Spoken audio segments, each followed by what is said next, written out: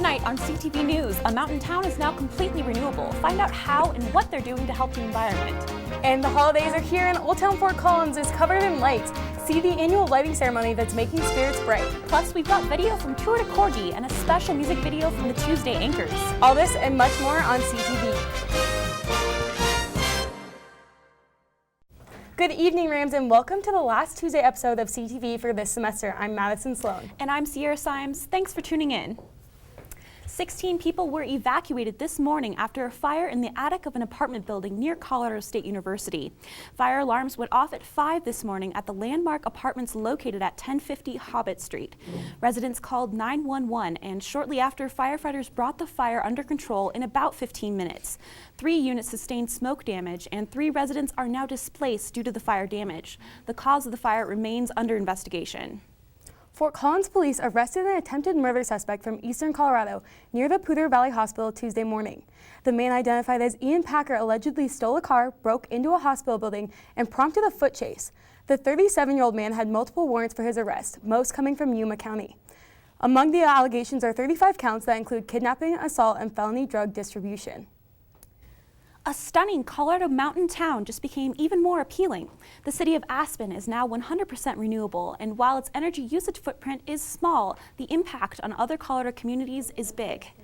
Water, sunshine, and wind power the trees, and now the city of Aspen, thanks to the Director of Utilities and Environmental Initiatives, David Hornbacher, who oversaw the completion of a decade-long project to achieve 100% renewability. So our final renewable energy mix, our portfolio that keeps this town 100% renewable energy and green and the lights on and reliable and low cost, is 53% wind, 46% hydroelectric, and 1% landfill gas. Since the 1980s, Aspen has been developing sources of renewable energy to ward off the effects of climate change, like a diminishing number of frost days, in a project called the Canary Initiative. Something we are very sensitive to, just like the canary in the mine shaft, and so we're taking action to create a pathway not only for this community, but hopefully it inspires other communities to really look at what their impact is and to take a responsible course to try and change that. In Fort Collins, goals for carbon emission reduction by 2020 and 100% renewability by 2050 can seem far off. That truck is not renewably powered at this point in time. Through small steps, Energy Services Manager John Fellon hopes to take Fort Collins to the next level of renewability. There isn't going to be a single silver bullet for any of these solutions, be it in the efficiency realm or in renewable energy. It's more like silver BBs. So it's going to need homeowners to participate in programs, businesses, as well as sort of community solar and utility scale. Really, all of the above are going to need to be part of the solution in order to reach both our short-term and longer-term targets. The steps Fort Collins is taking in regards to activating its local resources, as well as working with a larger provider, parallels what Aspen did to achieve its level of renewability. Both communities are part of a national energy efficiency competition called the Georgetown University Energy Prize, which we've called here locally the Lose-A-Walk campaign. So a little friendly competition with our friends in Aspen, and again, kudos to them for reaching that 100% level. With CTV News, I'm Cymes. A $5 million prize will be given to the community that is selected for the Georgetown University Prize. The competition is not judged on the type of energy used, renewable or not, but on the steps being taken in each community towards innovation and education to achieve a more energy efficient bill. 2 suspects have been arrested after a first date that turned into a robbery in Fort Collins. A 45-year-old man met 18-year-old Kira Abbott on a dating website where the two eventually met up to have dinner. After dinner, the two returned to the man's room at America's Best Value off of the Mulberry. Shortly after, the girl sent a text and opened the door to 20-year-old Elijah Aldercott, who pointed a gun at the man. The two took the man's wallet containing several $100s and then left. Larimer County Sheriff's deputies found an address for the 2 suspects and then arrested them on charges of aggravated robbery, a Class 3 felony. A local nonprofit is raffling off tickets for the chance to win the trip of a lifetime.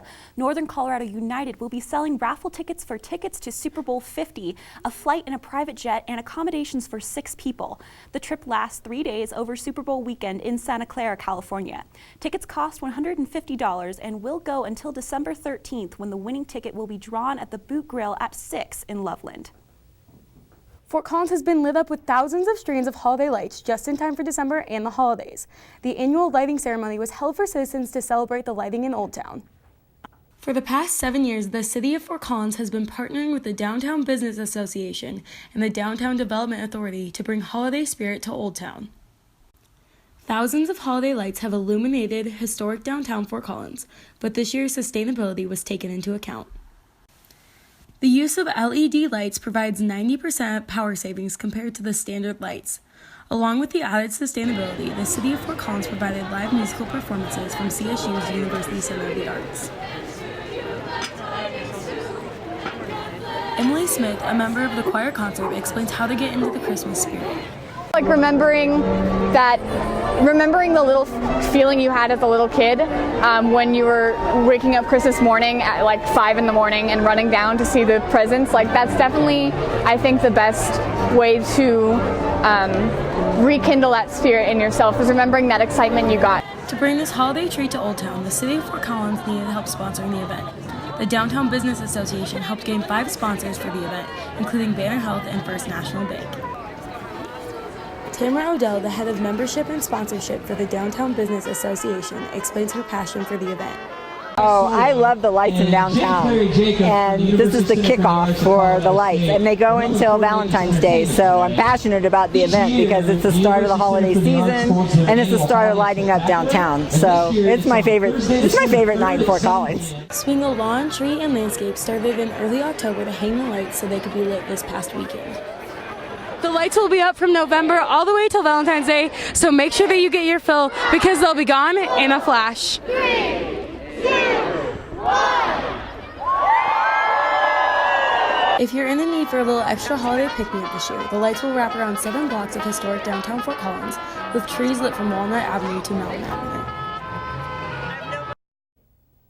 The lights turn on around 5:30 every night to light the streets of Old Town, which will be lit until mid-February. After the break, weather anchor Elizabeth Prossi has her full forecast. And later, Rachel and Grace have an update on Rams volleyball and football. Stay tuned.